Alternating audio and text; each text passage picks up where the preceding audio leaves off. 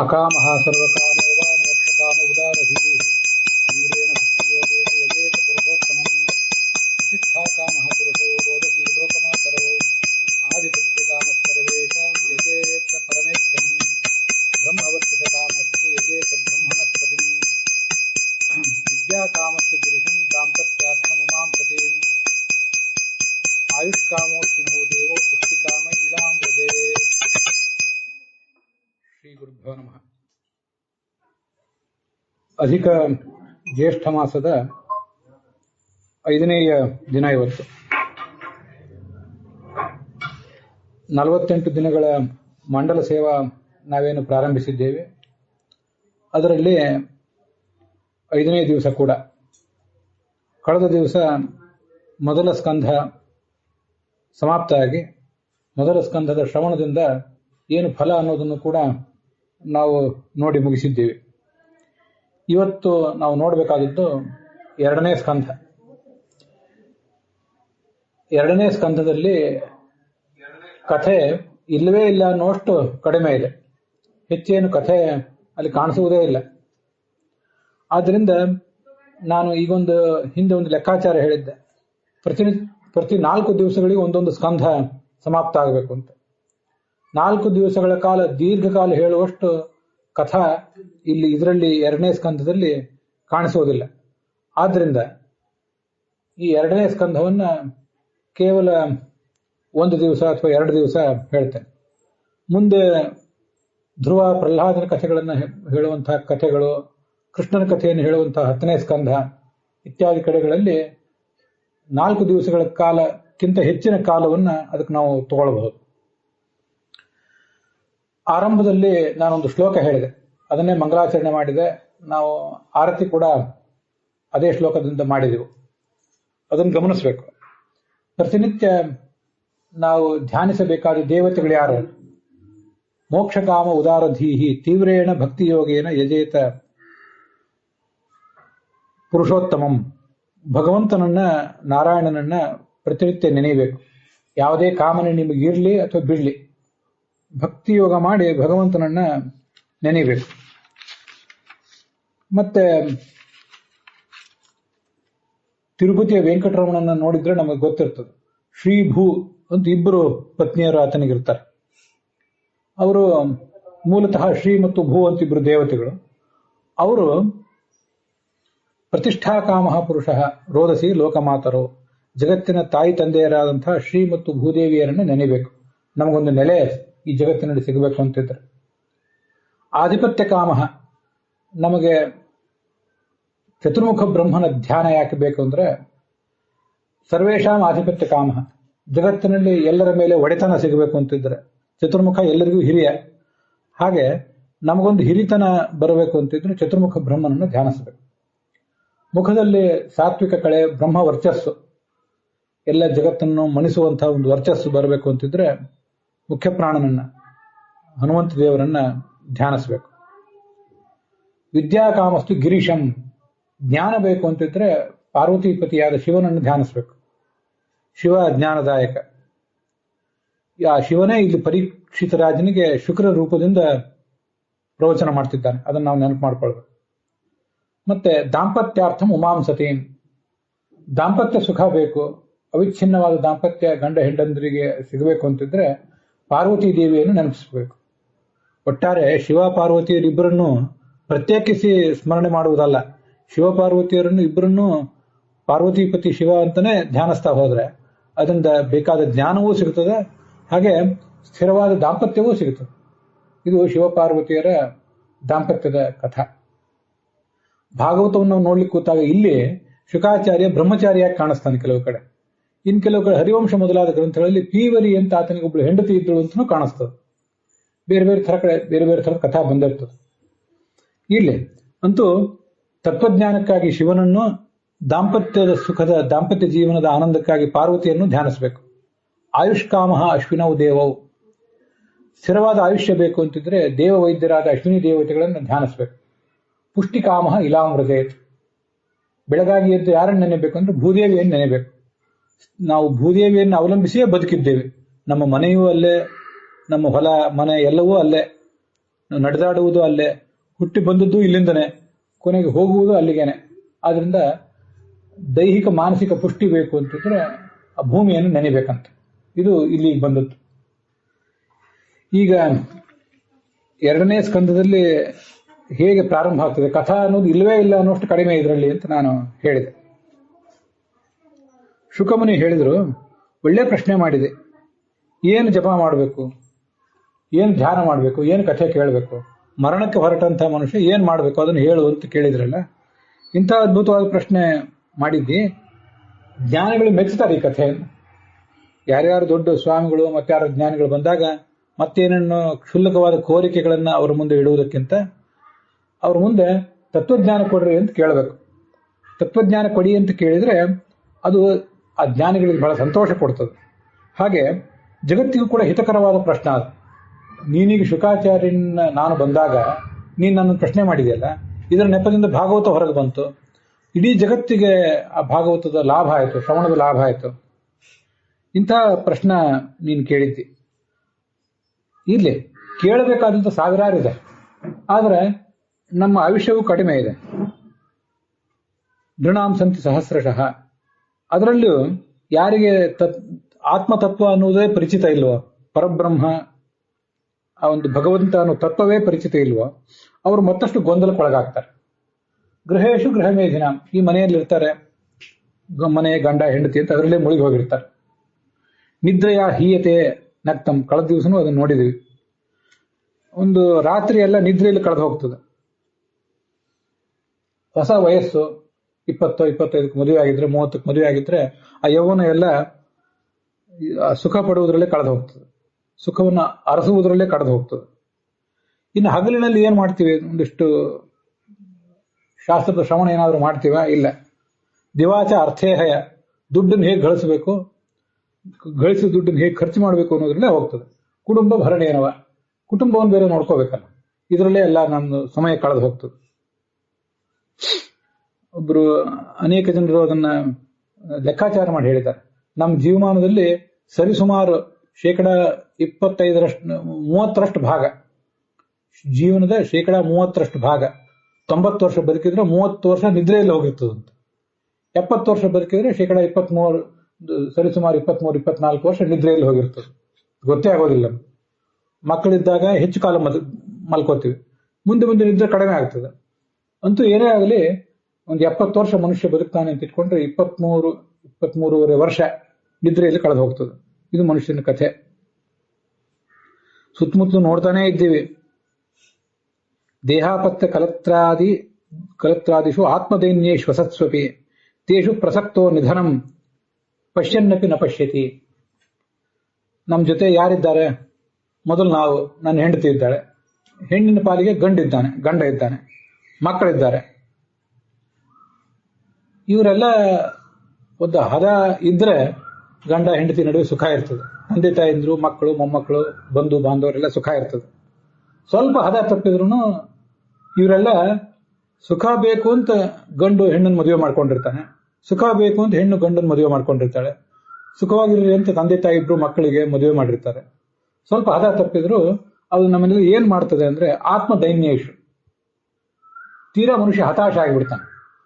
ಬೇಕಾದಷ್ಟು ದೊಡ್ಡ ಪರಾಕ್ರಮಿ ಆಗಿರ್ತಾನೆ, ದೊಡ್ಡ ವೀರಾಧಿವೀರ ಆಗಿರ್ತಾನೆ. ದಾಂಪತ್ಯ ಸುಖದ ಹದ ಒಂದು ತಪ್ಪಿ ಬಿಟ್ರೆ ಮನುಷ್ಯನ, ಬರೀ ದಾಂಪತ್ಯ ಸುಖ ಅಲ್ಲ, ಕೌಟುಂಬಿಕ ಸುಖ ಒಂದು ಸಿಗದೆ ಹೋದ್ರೆ, ವಂಚಿತನಾಗಿಬಿಟ್ರೆ ಮನುಷ್ಯ ಜೀನನಾಗಿಬಿಡ್ತಾನೆ. ಇನ್ನೊಬ್ರಿಗೆ ಹೇಳುವಂತಿಲ್ಲ, ಬಿಡುವಂತನೂ ಇಲ್ಲ. ಆದ್ರಿಂದ ತೇಷು ಪ್ರಸಕ್ತ, ಅದನ್ನು ಹೊರಗೆ ಬರುವವರು ಹೇಗೆ? ಹುಲಿ ಸವಾರಿ ಇದ್ದಂಥದ್ದು. ಹುಲಿ ಅಂತೂ ಏರಿ ಬಿಟ್ಟಿದ್ದಾನೆ, ಕೆಳಗಿಳಿದ್ರೆ ಆ ಹುಲಿನೇ ಇವನು ತಿಂದು ಬಿಡ್ತದೆ. ಅದನ್ನು ಏರಿದ್ರೆ ಆ ಹುಲಿ ಬೇಕಾಬಿಟ್ಟು ಎಲ್ಲೆಲ್ಲೋ ಸಂಚಾರ ಮಾಡ್ಕೊಂಡು ಹೊರಟಿದೆ. ನಿಧಾನವಾಗಿ ಏನೋ ಒಂದು ಎಮ್ಮೆ ಅಂತೆಯೋ ಒಂದು ಎತ್ತಿನಂತೆಯೋ ನಿಧಾನವಾಗಿ ಸಂಚಾರ ಮಾಡುವುದು ಅಲ್ಲ ಆ ಹುಲಿ ಸವಾರಿ. ಜೀವನ ಅನ್ನೋದು ಹುಲಿ ಸವಾರಿ. ನಿಧನಂ ಪಶ್ಯನ್ನಪಿ ನ ಪಶ್ಯತಿ, ಮರಣ ಸಮೀಪಕ್ಕೆ ಬಂದಿದೆ, ಆದ್ರೆ ಬಂದದ್ದು ಇವನಿಗೆ ಕಾಣಿಸ್ತಿಲ್ಲ. ಅಂತಹ ಸ್ಥಿತಿಯಲ್ಲಿದ್ದಾನೆ ಈ ಮನುಷ್ಯ. ಅದರಿಂದ ಏನ್ ಮಾಡಬೇಕು? ಭಗವಂತನನ್ನ ಕುರಿತು ಕೇಳಬೇಕು. ಏನಾದ್ರು ಹಾಡು ಪಾಡುವುದಿದ್ರೆ ಭಗವಂತನ ಕುರಿತು ಹಾಡಬೇಕು, ಸ್ಮರಣೆ ಮಾಡ್ಕೋಬೇಕು. ಇದು ನಾವು ಜೀವಮಾನದಲ್ಲಿ ಮಾಡಬಹುದಾದಂತಹ ಒಂದು ದೊಡ್ಡ ಸಾಧನೆ. ಇದನ್ನು ಮರಿಬಾರದು ಮನುಷ್ಯ. ಮತ್ತೆ ನಾನು ಯಾಕೆ ಇಲ್ಲಿ ಬಂದು ಭಾಗವತ ಹೇಳಬೇಕಾಗಿತ್ತು ಶುಕಾಚಾರ್ಯ ಅಂತ? ನನಗೇನಾದ್ರೂ ಭಾಗವತ ಹೇಳಿದ್ರಿಂದ ವಿಶೇಷ ಲಾಭ ಇದೆಯೇನು?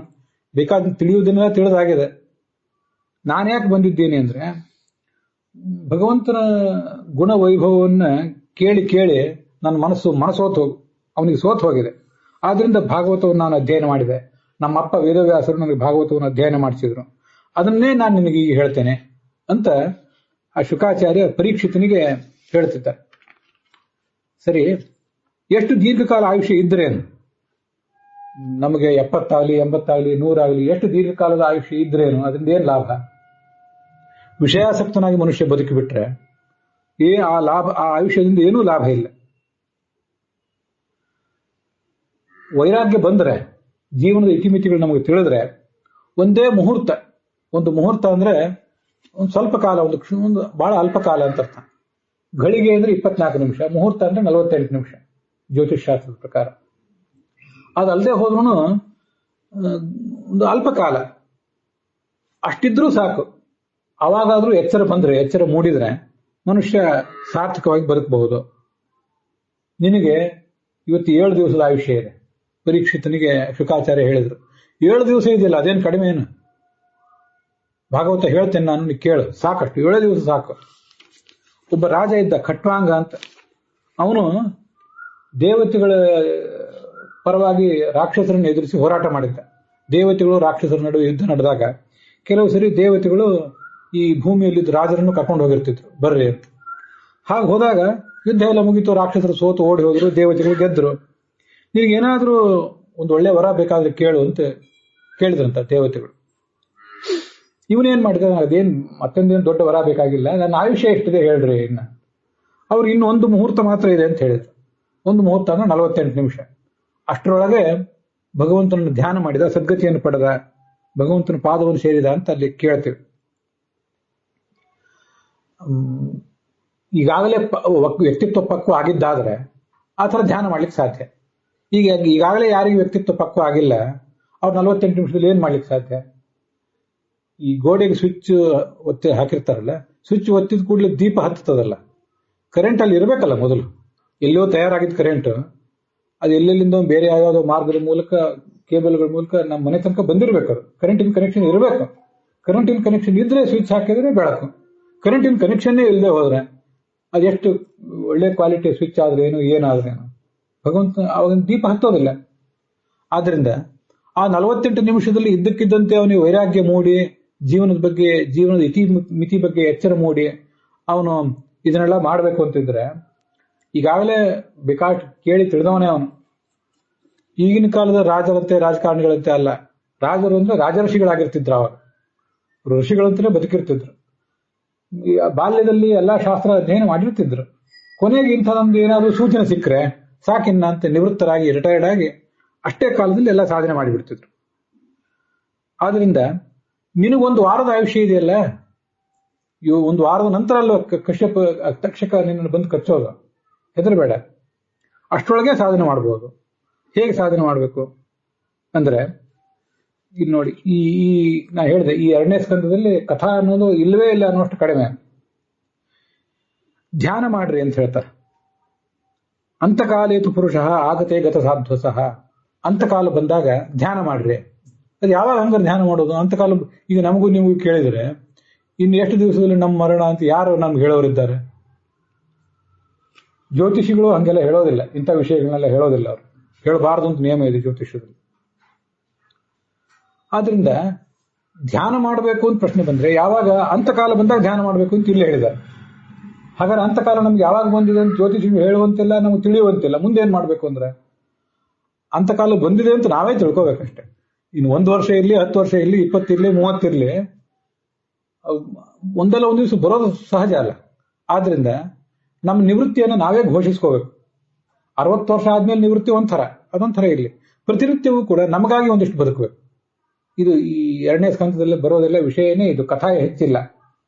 ಬೆಳಿಗ್ಗೆ ಎದ್ದಾಗಿನಿಂದ ಸಾಯಂಕಾಲದವರೆಗೆ ವ್ಯಾಪಾರ ಉದ್ಯೋಗದಲ್ಲಿ ನಾವು ಎಷ್ಟು ಕಷ್ಟಪಡ್ತಿರ್ತೇವೆ. ಒಂದು ಸ್ವಲ್ಪ ಹೊತ್ತು, ಬೆಳಗಿನ ಒಂದು ಸ್ವಲ್ಪ ಹೊತ್ತು, ಸಾಯಂಕಾಲದ ಒಂದು ಸ್ವಲ್ಪ ಹೊತ್ತು ಧ್ಯಾನ ಮಾಡೋದನ್ನ ಕಲ್ತ್ಕೋಬೇಕು ಮನುಷ್ಯ. ಧ್ಯಾನ ಮಾಡಲಿಕ್ಕೆ ಋಷಿಗಳೇ ಆಗಬೇಕಾಗಿಲ್ಲ. ಯಾವುದೋ ನಿರ್ದಿಷ್ಟ ಜಾತಿಯವರೇ ಧ್ಯಾನ ಮಾಡಬೇಕು ಅಂತೇನಿಲ್ಲ. ಪ್ರತಿಯೊಬ್ಬನು ಸ್ತ್ರೀ ಪುರುಷ ಗಂಡು ಹೆಣ್ಣು ಶ್ರೀಮಂತ ಬಡವ ಪಂಡಿತ ಪಾಮರ ಯಾವ ಜಾತಿ ಜನ ವರ್ಗ ಅದೇನೂ ಭೇದ ಇಲ್ಲದೆ ಪ್ರತಿಯೊಬ್ಬನು ಕೂಡ ಧ್ಯಾನ ಮಾಡುವುದನ್ನು ರೂಢಿಸ್ಕೋಬೇಕು. ಆ ಧ್ಯಾನ ಮಾಡುವುದು ಬಹಳ ಕಷ್ಟಕರವೂ ಹೌದು, ಬಹಳ ಸುಲಭವೂ ಹೌದು. ಅದನ್ನು ಮಾಡೋದನ್ನು ರೂಢಿಸ್ಕೋಬೇಕು ಅನ್ನೋದನ್ನ ಈಗ ಹೇಳ್ತಿದ್ದಾರೆ. ಇಲ್ಲಿರುವಂತಹ ಎಲ್ಲಾ ವಿಷಯಗಳನ್ನು ಬಹಳ ಆಳವಾದ ವಿಷಯಗಳನ್ನೇನು ಹೇಳ್ತಾ ಕೂತ್ಕೊಳ್ಳೋದಿಲ್ಲ. ಹಿಂದಿನ ಕಾಲದಲ್ಲಿ 4 ಆಶ್ರಮಗಳ ವ್ಯವಸ್ಥೆ ಇತ್ತು. ಬ್ರಹ್ಮಚರ್ಯ ಅಂದ್ರೆ ಆ ಸಂದರ್ಭದಲ್ಲಿ ಗುರುಗಳ ಹತ್ರ ಹೋಗಿ ವಿದ್ಯಾಭ್ಯಾಸ ಮಾಡ್ತಿದ್ರು. ಗೃಹಸ್ಥಾಶ್ರಮ ಅಂದ್ರೆ ಗೃಹಸ್ಥರಾಗಿ ದಾಂಪತ್ಯ ಜೀವನ ನಡೆಸ್ತಿದ್ರು. ಒಂದು ಹಂತದಲ್ಲಿ ಮಕ್ಕಳಿಗೆ ಮೊಮ್ಮಕ್ಕಳಿಗೆ ಜವಾಬ್ದಾರಿ ಎಲ್ಲ ವಹಿಸಿಕೊಟ್ಟು ವಾನಪ್ರಸ್ಥಾಶ್ರಮ ಸ್ವೀಕಾರ ಮಾಡ್ತಿದ್ರು. ಕಾಡಿಗೆ ಹೊರಟು ಹೋಗ್ತಿದ್ರು ಗಂಡ ಹೆಂಡತಿ ಇಬ್ರು ಸೇರಿಯೇ, ಅಥವಾ ಹೆಂಡತಿ ಬರದೆ ಹೋದ್ರೆ ಗಂಡ ಒಬ್ಬ ಆದ್ರೂ ಕಾಡಿಗೆ ಹೋಗ್ತಿದ್ದ. ಅಲ್ಲಿ ಹೋಗಿ ವಾನಪ್ರಸ್ಥಾಶ್ರಮ ಅಂತ, ಅದೇ ಸನ್ಯಾಸ ಅಲ್ಲ, ಅದ ವಾನಪ್ರಸ್ಥರು ಅಂತ. ಕಾಡಿನ ವಾನಪ್ರಸ್ಥರು ಅಂದ್ರೆ ವನದಲ್ಲಿ ಹೋಗಿ ಇರುವವರ ಆಶ್ರಮ ಅಂತ ಇಷ್ಟೇ ಅರ್ಥ ಅದಕ್ಕೆ. ಅದನ್ನ ಅವರು ಬದುಕ್ತಿದ್ರು. ಅದೂ ಸಾಕು ಅಂತ ಆದ್ಮೇಲೆ ಕೆಲವು ಸರಿ ಕೊನೆಗೆ ಚತುರ್ಥಾಶ್ರಮ ಅಂತ ಕರೀತಾರೆ, ಸನ್ಯಾಸ ಅಂತ ಕರೀತಾರೆ. ವಸ್ತುತಃ ತಗೊಳ್ಬೇಕಾದ ಚತುರ್ಥಾಶ್ರಮ ಆವಾಗ ತಗೋಬೇಕು, 4ನೇ ಆಶ್ರಮ. ಮೊದಲೇ ತಗೊಂಡ ಈಗ ಆಮೇಲೆ ಬಾಲ ಸನ್ಯಾಸ ಎಲ್ಲ ಬಂತು, ಅದೇನೇ ಇರಲಿ. ಮೂಲತಃ ಸನ್ಯಾಸಾಶ್ರಮ ಅನ್ನೋದು ಪೂರಾ ವಿರಕ್ತನಾದಾಗ ತಗೋತಿದ್ರು.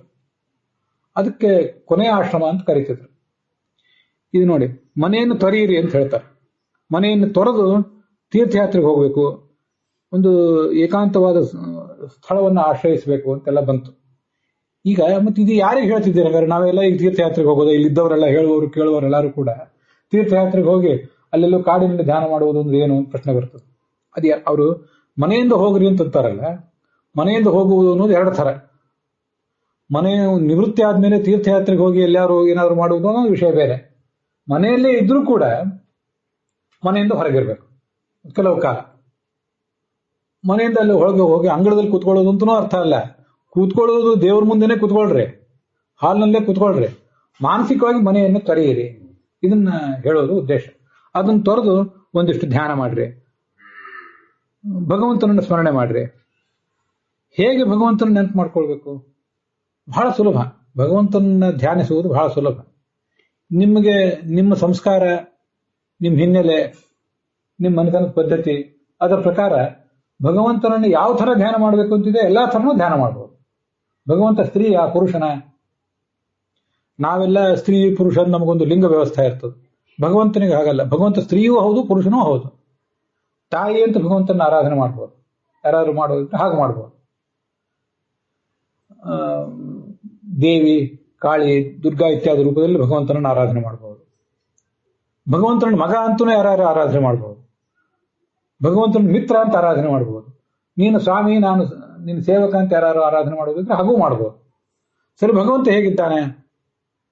ಯಾವ ಬಣ್ಣದ ಬಟ್ಟೆ ಉಟ್ಕೊಂಡಿದ್ದಾನೆ? ಕೈಯಲ್ಲಿ ಏನು ಆಯುಧ ಇಟ್ಟಿದ್ದಾನೆ? ಇದ್ಯಾವುದು ದೊಡ್ಡ ಪ್ರಶ್ನೆಯೇ ಅಲ್ಲ. ನಿಮಗೆ ಒಂದೇ ರೂಪ, ಒಂದೇ ವೇಷ. ಈ ವೇಷ ತೆಗೆದು ಮತ್ತೊಂದು ವೇಷ ಆಮೇಲೆ ಹಾಕೋಬೇಕಷ್ಟೆ.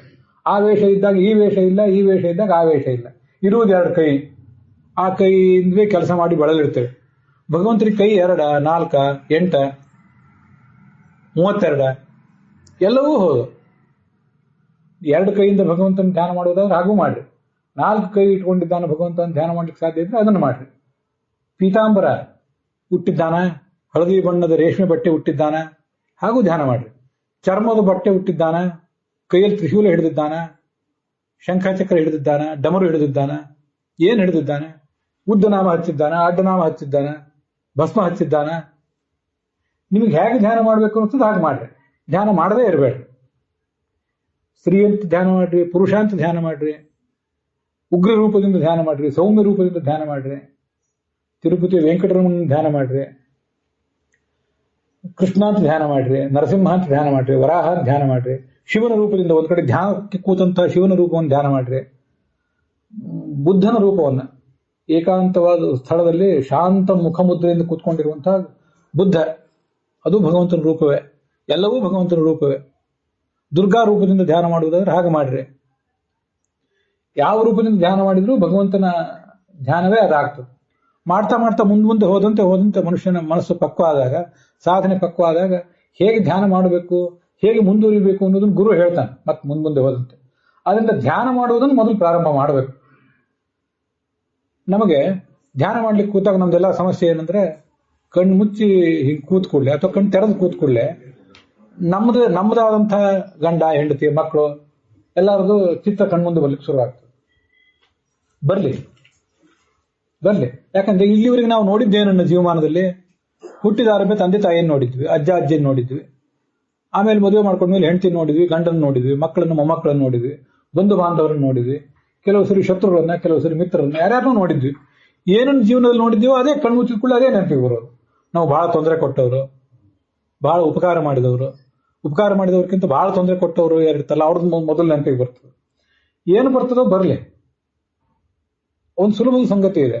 ನಮ್ಗೆ ಏನ್ ನೆನಪಿಗೆ ಬಂದ್ರು, ನನಗೆ ನನ್ನ ಹೆಂಡತಿ ನೆನಪಿಗೆ ಬಂದ್ರು, ನಿಮಗೆ ನಿಮ್ ಗಂಡ ನೆನಪಿಗೆ ಬಂದ್ರು, ಅದ್ರೊಳಗಿರುವವರು ಯಾರು? ಎಲ್ಲಾ ಕಡೆ ಭಗವಂತನೇ ಇದ್ದಾನೆ. ನಾವು ಒಂದು ದೇವಾಲಯಕ್ಕೆ ಹೋದ್ರೆ ಅಲ್ಲೊಂದು ಮೂರ್ತಿ ಇರ್ತದೆ, ಮತ್ತೊಂದು ದೇವಾಲಯಕ್ಕೆ ಹೋದ್ರೆ ಅಲ್ಲೇ ಮತ್ತೊಂದು ಮೂರ್ತಿ, ವಿಗ್ರಹ. ಎಲ್ಲಾ ಕಡೆ ಇರುವವನು ಭಗವಂತನೇ ಅಲ್ಲ. ಆದ್ರಿಂದ ಗಂಡನೊಳಗೂ ಭಗವಂತ ಇದ್ದಾನೆ, ಹೆಂಡತಿಯೊಳಗೂ ಭಗವಂತ ಇದ್ದಾನೆ, ವೈರಿಯೊಳಗೂ ಭಗವಂತ ಇದ್ದಾನೆ. ಭಗವದ್ಗೀತಾದಲ್ಲಿ ಹಿಂದೆ ನಾವು ನೋಡಿದ್ದೇವೆ. ಮಿತ್ರರಲ್ಲೂ ಭಗವಂತ ಇದ್ದಾನೆ, ಮಕ್ಕಳಲ್ಲಿ ಮೊಮ್ಮಕ್ಕಳಲ್ಲೂ ಭಗವಂತ ಇದ್ದಾನೆ, ಎಲ್ಲಾ ಕಡೆ ಅವನಿದ್ದಾನೆ. ನಿಮ್ಗೆ ಏನೇನ್ ನೆನಪಿಗೆ ಬಂದ್ರು ಒಳ್ಳೇದಾಯ್ತು, ಇದ್ರೊಳಗೆ ಭಗವಂತ ಇದ್ದಾನೆ ಅಂದ್ಬಿಟ್ರೆ ಮುಗಿದೋಯ್ತು. ಅದು ಭಗವಂತಂದೇ ಧ್ಯಾನ ಆಗೋಯ್ತು. ಏನ್ ಮಂತ್ರ ಅನ್ಬೇಕು? ಬಹಳ ಮಂತ್ರ ಅನ್ನೋದ್ರ ಬಗ್ಗೆನೂ ಏನ್ ಬಹಳ ತಲೆ ಕೆಡಿಸ್ಕೋಬೇಕಾಗಿಲ್ಲ. ಏನು ಗೊತ್ತಿದೆ ಅದೆಲ್ಲವೂ ಮಂತ್ರವೇ. ನಿಜ ಹೇಳಬೇಕು ಅಂದ್ರೆ ಭಗವಂತನ ಮಂತ್ರ ಅಲ್ಲದೆ ಇರುವಂತ ಶಬ್ದವೇ ಈ ಜಗತ್ತಿನಲ್ಲಿ ಇಲ್ಲ. ಶಿವ, ರಾಮ, ಕೃಷ್ಣ ಅವು ಭಗವಂತನ ನಾಮಗಳೇ. ಅಲ್ಲ ಅಂದ್ರೆ ಅದು ಭಗವಂತನ ನಾಮವೇ. ಗಾಡ್ ಅಂದ್ರೆ ಅದು ಭಗವಂತನ ನಾಮವೇ. ಭಗವಂತನ ನಾಮ ಅಲ್ಲದೆ ಇರುವಂತ ಶಬ್ದವೇ ಜಗತ್ತಿನಲ್ಲಿಲ್ಲ. ಇನ್ನೂ ಸ್ವಾರಸ್ಯ ಸಂಗತಿ ಅಂದ್ರೆ ಮೋಡ ಗುಡುಗುವ ಶಬ್ದ, ಗಾಳಿ ಬೀಸುವ ಶಬ್ದ, ಮತ್ತೆ ಗೆಜ್ಜೆ ಶಬ್ದ, ಹಲ್ಲಿ ಲೊಚಗುಟ್ಟುವ ಶಬ್ದ ಎಲ್ಲ ಭಗವಂತನ ನಾಮವೇ. ಭಗವಂತನ ಮಹಿಮೆಯನ್ನೇ ಅದೆಲ್ಲ ಹೇಳ್ತದೆ. ಹೌದು, ಈಗ ಹಲ್ಲಿ ಲೊಚಗುಟ್ಟದಲ್ಲ, ಅದಕ್ಕೇನ್ರಿ ಹೆಸರೇ, ಅದಕ್ಕೇನ್ ಅರ್ಥ? ಹಲ್ಲಿ ಲೊಚಗುಟ್ಟುವುದಕ್ಕೆ ಏನ್ ಅರ್ಥ ಅಂತ ನೀವು ಯಾರು ಕೇಳ್ಬೋದು ನನ್ನ. ಹಲ್ಲಿ ಲೊಚಗುಟ್ಟುವುದು ಭಗವಂತನ ಮಹಿಮೆ ಅಂತೀರಲ್ಲ, ಏನ್ ಅರ್ಥ ಅದಕ್ಕೆ ಸ್ವಲ್ಪ ಹೇಳ್ರಿ ಅಂತಂದ್ರೆ, ಈಗ ನಾವು ಜಗತ್ತಿನಲ್ಲಿ ಏನಾದ್ರೂ ಒಂದು ಅದ್ಭುತವಾದ ಸಂಗತಿ ಕೇಳಿದ್ರು ನಾವು ಲೋಚ ಕೊಡ್ತೇವಲ್ಲ. ನಾವ್ಯಾಕೆ ಲೋಚ ಕೊಡ್ತೇವೆ? ನಾವು ಲೋಚ ಕೊಟ್ಟುದು ಏನು ಅದ್ಭುತ ರೀ ಅಂತ ಅದೇ ದೃಷ್ಟಿಯಿಂದ ಅದ. ಕೆಲವು ಸರಿ ಏನೋ ದುಃಖ ಆದಾಗಲೂ ಲೋಚ ಕೊಡ್ತೇವೆ, ಅದು ವಿಷಯ ಬೇರೆ. ನಾವು ಲೋಚ ಕೊಡ್ತೀವಿ, ಅದ್ರ ಹಿಂದೇನು ಅದ್ಭುತವಾದ ಸಂಗತಿ. ಹಲ್ಲಿ ಲೋಚ ಕೊಟ್ಟುವುದು ಅದಕ್ಕೇನೆ, ಅದಕ್ಕೆ ಗೊತ್ತಿಲ್ಲ ಅಷ್ಟೇ. ಅದಕ್ಕೆ ಗೊತ್ತಿಲ್ಲದೆ ಇರ್ಬೋದು, ಗೊತ್ತಿದ್ರೇನೋ ಬಿಟ್ರೆ ಏನು. ಈಗ ಸ್ವಾಮಿಗಳು ಮನೆಗೆ ಬಂದ್ರು ಅಂತ ತಿಳ್ಕೊಳ್ರಿ. ಬಂದ ಕೂಡಲೇ ಎಲ್ಲ ವಾದ್ಯ ಸಮೇತ ಅವರನ್ನ ಬರಮಾಡ್ಕೋತೇವೆ. ವಾದ್ಯ ಯಾಕೆ ನುಡಿಸ್ತೇವೆ? ಸ್ವಲ್ಪ ವಿಚಾರ ಮಾಡಬೇಕು. ನಾವು ಸ್ವಾಮಿಗಳೇ ನಿಮ್ಮನ್ನು ಒಂದು ವರ್ಷದಿಂದ ಕರಿತಿದ್ದೀವಿ, ನೀವು ಇವತ್ತು ಬಂದ್ರಿ, ಬಹಳ ಸಂತೋಷ ಆಯ್ತು. ಗಂಡ ಹೆಂಡತಿ ಇಬ್ರು ಕೂಡ 10 ನಿಮಿಷ ಸ್ವಾಮಿಗಳನ್ನ ಹೊಗಳಿದ್ರು ನಿಮ್ಮ ಮಾತು ಹೇಳಿ ತೀರದ ಭಾವನೆಯನ್ನ ವಾದ್ಯಗಳು ಹೇಳ್ತವೆ. ವಸ್ತುತಃ ಮನುಷ್ಯನ ಯಾವುದೇ ಭಾಷೆ, ಸಂಸ್ಕೃತ ಭಾಷೆ, ಕನ್ನಡ, ತೆಲುಗು, ತಮಿಳು, ಇಂಗ್ಲಿಷು, ಉರ್ದು, ಪರ್ಷಿಯನ್ ಭಾಷೆ, ಯಾವ್ಯಾವ ಭಾಷೆಯಲ್ಲಿ ಏನೇನು ಶಬ್ದಗಳಿವೆ ಆ ಎಲ್ಲಾ ಶಬ್ದಗಳನ್ನು ಮೀರಿದ ಭಾವನೆಗಳನ್ನು ವಾದ್ಯ ಹೇಳ್ತದೆ ಅವತ್ತು. ಅದಕ್ಕಾಗಿ ವಾದ್ಯಗಳನ್ನು ಮೊಳಗಿಸ್ತೇವೆ. ಒಂದ್ಸರಿ ಸ್ವಾಮಿಗಳು ಎದುರಿಗೆ ಮನೆಗೆ ಬಂದ್ರು, ಅವ್ರ ಎದುರು ನಿಂತು ಕಣ್ಣೀರು ಸುರಿಸಿದ್ರೆ ಸಾಕು. ಕಣ್ಣೀರೇ ಒಂದು ಭಾಷೆ. ಆದ್ರಿಂದ ಭಗವಂತನ ಭಾಷೆ ಅಲ್ಲದೆ ಇರುವಂತ, ಭಗವಂತನ ಹೊಗಳುವ ಭಾಷೆ ಅಲ್ಲದೆ ಇರುವುದು ಯಾವುದೂ ಇಲ್ಲ ಈ ಜಗತ್ತಿನಲ್ಲಿ. ಆದ್ರಿಂದ ಯಾವ ಭಾಷೆ ಬರ್ತದೋ ಆ ಭಾಷೆಯಲ್ಲಿ ಏನು ಶಬ್ದ ಗೊತ್ತಿದೆಯೋ ಆ ಶಬ್ದದಿಂದ ಭಗವಂತನನ್ನು ಧ್ಯಾನ ಮಾಡುವುದನ್ನ ರೂಢಿಸ್ಕೋಬೇಕು. ಈ ತರ ಇದು ಈ ಭಾಗವತದ ಆರಂಭ, ಈ 2ನೇ ಸ್ಕಂಧ ಹಾಗೂ ಪ್ರಾರಂಭ ಕಾಣುವುದೇ ಈ ತರ. ಭಗವಂತನನ್ನು ಧ್ಯಾನ ಮಾಡ್ರಿ ಮೊದಲು, ವಿಶೇಷಗಳನ್ನು ಮುಂದೆ ಆಮೇಲೆ ಮಾಡೋರಂತ. ದೊಡ್ಡ ಇನ್ನು ಮೇಲೆ ಮುಂದೆ ಹೋದಂತೆ. ಬೆಳಿಗ್ಗೆ ಒಂದು ಅಲ್ಪ ಕಾಲ ಹೌದ್ರಿ ಧ್ಯಾನಕ್ಕೆ ಕೂಡ್ತೀವಿ, 1 ನಿಮಿಷಕ್ಕಿಂತ ಹೆಚ್ಚು ಕೂಡ್ಲಿಕ್ಕೆ ಆಗೋದಿಲ್ಲ ಅಂದ್ರೆ ಮೊದಲು ಒಂದು ಜಾಗದಲ್ಲಿ ಕೂಡುವುದನ್ನು ಅಭ್ಯಾಸ ಮಾಡ್ಕೋಬೇಕು. ಒಂದು ಜಾಗದಲ್ಲಿ ಸ್ವಲ್ಪ ಹೊತ್ತು ಸ್ಥಿರವಾಗಿ ಕೂತ್ಕೊಳ್ಬೇಕು. 1 ನಿಮಿಷನೇ, ಇವತ್ತು 1 ನಿಮಿಷನೂ ಆಗದಿದ್ದು ಅರ್ಧ ನಿಮಿಷ ಆದ್ರೂ ಕೂತ್ಕೊಳ್ರಿ. ಕಣ್ಣು ಮುಚ್ಚಿ ಒಂದ್ಸರಿ ಭಗವಂತನನ್ನು ಯಾವುದೋ ಒಂದು ರೂಪ, ಶಿವನೋ ಕೃಷ್ಣನೋ ರಾಮನೋ ಒಂದು ರೂಪ ಧ್ಯಾನ ಮಾಡ್ರಿ. ಅರ್ಧ ನಿಮಿಷದ ಮರೆ ಆಯ್ತು, ಇರ್ಲಿ, ಮತ್ತೆ ಕೂಡ್ರಿ. ಸಾಯಂಕಾಲ ನಾಳೆ ಬೆಳಿಗ್ಗೆ ಮತ್ತೆ ಕೂತ್ಕೊಳ್ರಿ. ಇವತ್ತು ಅರ್ಧ ನಿಮಿಷ ಇದ್ದದ್ದು ಇನ್ನೊಂದು 10 ನಿಮಿಷ ಆದ್ಮೇಲೆ ಅದು 1 ನಿಮಿಷ ಆಗ್ತದೆ. ಕ್ರಮವಾಗಿ ಅದು ಬೆಳೀತಾ ಹೋಗ್ತದೆ. ಇದು ಏನಾದ್ರೂ ಅಡ್ಡಿ ಇಲ್ಲ. ಸಣ್ಣ ಮಕ್ಕಳಿಗೆ, ಚಿಕ್ಕವರಿಗೆ, ದೊಡ್ಡವರಿಗೆ ಎಲ್ರಿಗೂ ಅದನ್ನ ಅಭ್ಯಾಸ ಮಾಡಿಸ್ಬೇಕು. ಆ ಥರದ ಧ್ಯಾನ ಮಾಡುವುದನ್ನ ಪ್ರತಿಯೊಬ್ಬರು ಕೂಡ ರೂಢಿ ಮಾಡ್ಕೊಳ್ಬೇಕು. ಅದನ್ನ ಈ ಶ್ಲೋಕಗಳಲ್ಲಿ ವರ್ಣನೆ ಮಾಡ್ತಾರೆ. ನಾನು ಕಳೆದ ದಿವಸ ಹೇಳಿದೆ, ಪಾಪಗಳನ್ನು ಎಲ್ಲ ಕಳ್ಕೋತಾನೆ ಮನುಷ್ಯ. ಭಗವಂತನ ಕುರಿತು ಶ್ರವಣ ಮಾಡಿದಷ್ಟು ಪಾಪಗಳನ್ನು ಕಳ್ಕೋತಾನೆ ಅಂತ ಹೇಳಿದೆ. ಪಾಪಗಳನ್ನು ಕಳ್ಕೊಳ್ಳುವುದು ಅಂದ್ರೆ ಒಂದು ಬಟ್ಟೆಗೆ ಕೊಳೆ ಹತ್ತಿರ್ತದಲ್ಲ, ಅದನ್ನ ಒಂದಿಷ್ಟು ಸೋಪ್ ಹಚ್ಚಿ ನೀರಿನಲ್ಲಿ ಒಗೆದಷ್ಟು ಸುಲಭ ಅಲ್ಲ ಪಾಪಗಳನ್ನು ಕಳ್ಕೊಳ್ಳೋದು ಅಂದ್ರೆ. ಆ ಇನ್ನೊಂದು ದೃಷ್ಟಿಯಿಂದ ಅದಕ್ಕಿಂತ ಹೆಚ್ಚು ಸುಲಭ. ಅದಕ್ಕೆ ಏನ್ ಮಾಡಬೇಕು? ಶಾಸ್ತ್ರ ಅದನ್ನು ಹೇಳಿದೆ. ಪಾಪಗಳನ್ನು ಕಳ್ಕೊತಾನೆ ಅಂತ ಬಂತಲ್ಲ, ನಿತ್ಯ ಬೇಕಾಬಿಟ್ಟಿಯಾಗಿ ಪಾಪ ಮಾಡ್ತಾನೆ ಇರೋದು, ಕೊನೆಗೊಂದು ದಿವಸ ಅದನ್ನ ಮತ್ತೆ ಭಾಗವತ ಕೇಳಿದ್ಕೊಳ್ಳಿ ಅದು ತೊಳೆದು ಹೋಗ್ತದೆ ಅಂತ ಭ್ರಮೆ ಇಟ್ಕೋಬಾರ್ದು. ಭಗವಂತನ ಎದುರಿಗೆ ಕೂತು ನಾನು ಪಾಪ ಮಾಡ್ತಿದ್ದೇನೆ, ಆದ್ರೆ ಇನ್ನು ಮುಂದೆ ಪಾಪ ಮಾಡದೇ ಇರುವಂತಹ ಒಂದು ಮನಸ್ಸು ಕೊಡು, ಅಂತ ಒಂದು ವಾತಾವರಣ, ಅಂತ ಒಂದು ಮನಸ್ಸು ನನಗೆ ಕೊಡು ಅಂತ ಭಗವಂತನನ್ನು ಕೇಳ್ಕೋಬೇಕು. ತುಂಬಾ ಏಕಾಗ್ರವಾದ ಮನಸ್ಸಿನಿಂದ ಭಗವಂತನ ಕೇಳ್ಕೊಂಡ್ರೆ ಅದು ಕ್ರಮವಾಗಿ ಬರ್ತದೆ, ಒಂದು ದಿವಸದಿಂದ ಬರುವಂಥದ್ದಲ್ಲ ಅದೆಲ್ಲ. ಮನುಷ್ಯ ಒಂದು ಜೀವಮಾನದಲ್ಲಿ ಏನೋ ಬಹಳ ದೊಡ್ಡ ಸಾಧನೆ ಮಾಡಿ ಏನೋ ದೊಡ್ಡ ಉದ್ಯೋಗ ವ್ಯಾಪಾರ ಇದರಲ್ಲಿ ಯಶಸ್ಸು ಕಾಣಬಹುದು. ಆದ್ರೆ ಇಂಥವೆಲ್ಲ ಅನೇಕ ಜನ್ಮಗಳ ಸಾಧನೆ. ಆದ್ರೆ ಅದನ್ನು ಬಿಡುವಂತಿಲ್ಲ. ಪಾಪ ಮಾಡದೇ ಇರುವ ಬುದ್ಧಿ ನನಗೆ ಕೊಡು ಅಂತ ಕೇಳಬೇಕು ಅವನು. ಅದಕ್ಕೆ ಇದೊಂದು ಹೇಳಿರ್ತೇನೆ, ಯಾರ್ಯಾರಿಗೆ ಎಷ್ಟೆಷ್ಟು ಸಾಧ್ಯವೋ ಅಷ್ಟನ್ನು ಮಾಡಿ. ಆದ್ರೆ ಅದನ್ನು ಮಾಡ್ತಾ ಹೋದ್ರೆ ಅದೊಂದು ತುಂಬಾ ಆಹ್ಲಾದಕರವಾದಂತಹ ಅನುಭವ. ಆಧುನಿಕ ಮನಃಶಾಸ್ತ್ರದಲ್ಲಿ, ಮನೋವಿಶ್ಲೇಷಣಾ ಶಾಸ್ತ್ರ, ಸೈಕಾಲಜಿ, ಸೈಕೋಥೆರಪಿಯಲ್ಲಿ ಅದನ್ನೆಲ್ಲ ರೀಫ್ರೇಮಿಂಗ್ ಅಂತ ಹೇಳ್ತಾರೆ. ಅದನ್ನು ಸರಳವಾಗಿ ವಿವರಿಸ್ತೇನೆ. ನಮ್ಮ ಮನೆಯಲ್ಲಿ ಒಂದು ಚಿತ್ರ ಇದೆ, ಅದಕ್ಕೊಂದು ಫ್ರೇಮ್ ಇದೆ. ಫ್ರೇಮ್ ಕೆಲವು ಕಾಲ ಆದ್ಮೇಲೆ ಹಳೇದಾಗ್ತದೆ, ಅದರ ಗ್ಲಾಸು ಅದು ಎಲ್ಲ ಹಳೇದಾಗ್ತದೆ. ಆವಾಗ ಅದನ್ನು ತೊಗೊಂಡೋಗಿ ಅದನ್ನು ರಿಪೇರಿ ಮಾಡೋ ಹತ್ರ ಕೊಡ್ತೇವೆ. ಬೇರೆ ಗ್ಲಾಸ್ ಹಾಕಿ ಮತ್ತೊಂದು ರೀಫ್ರೇಮ್ ಮಾಡಿ ಕೊಡ್ತಾರೆ, ಚೌಕಟ್ಟು ಬೇರೆ ಹಾಕ್ತಾರೆ. ಆ ಫೋಟೋ ಮತ್ತೆ ಹೊಸದಾಗಿ ಕಾಣಿಸ್ಲಿಕ್ಕೆ ಶುರು ಆಗ್ತದೆ. ಹೆಚ್ಚು ಕಡಿಮೆ ಏನಾದ್ರು ಕೆಮಿಕಲ್ ಹಾಕಿ ಫೋಟೋನು ಸ್ವಚ್ಛ ಮಾಡಿ ಕೊಡ್ತಾರೆ. ಇದು ಒಂದು ಫೋಟೋಕ್ಕೆ ರೀಫ್ರೇಮಿಂಗ್ ಮಾಡುವ ಕೆಲಸ. ನಮ್ಮ ವ್ಯಕ್ತಿತ್ವನೂ ಇದಕ್ಕೊಂದು ಫ್ರೇಮ್ ಇದೆ, ಈಗನೂ ಒಂದು ಚೌಕಟ್ಟಿದೆ. ಯಾರ್ದೋ ಮಗ, ಯಾರ್ದೋ ಗಂಡ, ಯಾರ್ದೋ ಹೆಂಡತಿ, ಹಿಂಗೇನೇನೋ ಇದೆ ಇದಕ್ಕೆ. ಇನ್ನೇನೋ ದುರ್ಗುಣ, ಏನೋ ಸದ್ಗುಣ, ಎಲ್ಲನೂ ಇದೆ ಇಲ್ಲಿ. ಒಂದು ಸದ್ಗುಣ ಇರೋದ್ರೊಳಗೆ 100 ದುರ್ಗುಣ ಇರ್ತವೆ. ನಮ್ಮ ವ್ಯಕ್ತಿತ್ವಕ್ಕೆ ನಾವೊಂದು ಫ್ರೇಮ್ ಹಾಕ್ಕೊಳ್ಬೇಕು, ಚೌಕಟ್ಟು ಹಾಕ್ಕೊಳ್ಬೇಕು. ಅದೇ ಒಂದು ಸೈಕೋಥೆರಪಿ. ಈಗ ಆಧುನಿಕ ವಿಜ್ಞಾನದಲ್ಲಿ, ಮನೋವಿಶ್ಲೇಷಣಾ ವಿಜ್ಞಾನದಲ್ಲಿ ಅವರು ನಿಮಗೇನಾದ್ರು ಬಾಲ್ಯದಿಂದ ಆರಂಭಿಸಿ ತುಂಬಾ ನೋವು, ಸಂಕಟ, ಬಾಲ್ಯದಿಂದ ಆರಂಭಿಸಿ ಇಲ್ಲಿ ಯೌವನದಲ್ಲಿ ಇರಲಿ, ಏನೋ ತುಂಬಾ ನೋವು, ಸಂಕಟ, ಅದಕ್ಕೆ ಏನೋ ಒಂದು ಕಾರಣ ಇಂಥದೆಲ್ಲ ಇದ್ರೆ ಅವ್ರು ಏನ್ ಮಾಡ್ತಾರೆ, ನಿಮ್ನೊಂದು ಕುರ್ಚಿ ಮೇಲೆ ಕೂಡಿಸ್ತಾರೆ. ಕುರ್ಚಿ ಮೇಲೆ ಕೂಡಿಸಿ ನಿಮ್ಗೇನು ನೋವಿದೆ, ಏನು ಸಂಕಟ ಇದೆ, ಅದಕ್ಕೇನಾದ್ರು ಕಾರಣ ನಿಮ್ಗೆ ಗೊತ್ತಾ ಅಂತ ಅದನ್ನೆಲ್ಲ ಹೇಳ್ಕೊಳ್ರಿ ಅಂತ ಹೇಳ್ತಾರೆ. ಮುಕ್ತವಾಗಿ ನಿಮ್ದನ್ನು ಹೇಳ್ಕೊಳ್ರಿ. ಏನು ಸಂಕಟ ಇದೆ ಅದನ್ನು ಹೇಳ್ಕೊಳ್ಬೇಕು. ನೀವು ಹೇಳ್ಕೊಳ್ದೆ ಹೋದ್ರೆ ಅದರಿಂದ ಲಾಭ ಆಗೋದಿಲ್ಲ. ಹೇಳ್ರಿ ಅಂತ ಹೇಳಿ ಹೇಳಿ ಹೇಳಿ ಆವಾಗ ಏನಾಗ್ತದೆ, ಮನುಷ್ಯನಿಗೆ ಸಂಕಟದಿಂದ ಅಳು ಬರುವಂತಾಗ್ತದೆ. ಆ ಮನುಷ್ಯ ಆ ಸ್ಥಿತಿ ತಲುಪ್ತಾನೆ. ಹತ್ತು ಬಿಡ್ರಿ ಅಂತ ಹೇಳ್ತಾರೆ. ಚೆನ್ನಾಗಿ ಹತ್ತು ಬಿಡ್ರಿ, ಎಷ್ಟು ಹೊತ್ತು ಅಳ್ಬೇಕು ಅನಿಸ್ತದೆ ಅಷ್ಟು ಹತ್ತು ಅಳ್ರಿ. ಅದಾದ್ಮೇಲೆ ಆ ಕುರ್ಚಿಯಿಂದ ಹೇಳ್ರಿ, ಎದ್ದು ಬಾತ್ರೂಮಿಗೆ ಹೋಗ್ರಿ, ಮುಖ ತೊಳ್ಕೊಳ್ರಿ, ಬೇಕು ಅಂದ್ರೆ ಸ್ನಾನವೇ ಮಾಡಿ ಬರ್ರಿ, ಸ್ವಚ್ಛಾಗಿ ಫ್ರೆಶ್ ಆಗಿ ಸ್ನಾನ ಮಾಡ್ಕೊಂಡು ಬನ್ರಿ, ಇನ್ನೊಂದು ಕುರ್ಚಿ ಮೇಲೆ ಕುತ್ಕೊಳ್ರಿ ಅಂತ ಹೇಳ್ತಾರೆ. ಇದಕ್ಕೆ ರೀಫ್ರೇಮಿಂಗ್ ಅಂತ ಅಂತಾರೆ ಅವರು. ಈಗ ಇನ್ನು ಈ ಕುರ್ಚಿ ಬಿಟ್ಟು ಆ ಕುರ್ಚಿ ಮೇಲೆ ಕುತ್ಕೊಳ್ಳೋದು ಅಂದ್ರೆ ಏನರ್ಥ? ಹಳೆ ವ್ಯಕ್ತಿತ್ವವನ್ನು ಮರೆತು ಹೊಸ ವ್ಯಕ್ತಿತ್ವವನ್ನು ಸ್ವೀಕಾರ ಮಾಡೋದು. ಸ್ನಾನ ಮಾಡುವುದು ಅಂದ್ರೆ ನೀರಿನಿಂದ ಸ್ನಾನ ಮಾಡುವುದಾಯ್ತು, ಜ್ಞಾನದ ಸ್ನಾನ ಅದನ್ನು ಮಾಡೋದು. ಇದನ್ನೆಲ್ಲ ಸ್ವಾರಸ್ಯ ಅಂದ್ರೆ ನಮ್ಮ ಪ್ರಾಚೀನರು ಹೇಳಿದ್ರು. ಇದು ಯಾರಿಗೂ ಗೊತ್ತೇ ಇಲ್ಲ. ಈಗಿನವರು ಅದು ಮನೋವಿಶ್ಲೇಷಣಾ ವಿಜ್ಞಾನ, ಮನೋವಿಜ್ಞಾನದ ರೂಪದಲ್ಲಿ ಹೇಳ್ತಿದ್ದಾರೆ. ದೇವರ ಎದುರಿಗೆ ಕುತ್ಕೋಬೇಕು. ನಾನು ಅನೇಕ ಪಾಪಗಳನ್ನು ಮಾಡಿದ್ದೇನೆ, ದೇವರ ಎದುರಿಗೆ ಒಪ್ಕೋಬೇಕು. ದೇವರ ಎದುರಿಗೆ ಒಪ್ಕೊಳ್ಳೋದು ಬಹಳ ಸುಲಭ. ಬೇರೆ ಯಾರು ಸಮಾಜದ ಎದುರಿಗೆ ಹೋಗಿ ಮಹಾತ್ಮ ಗಾಂಧಿ ಒಪ್ಕೋಬಹುದು, ನಾ ಇಂಥದ್ದು ಮಾಡಿದೆ ಅಂಥದ್ದು ಮಾಡಿದೆ ಅಂತ.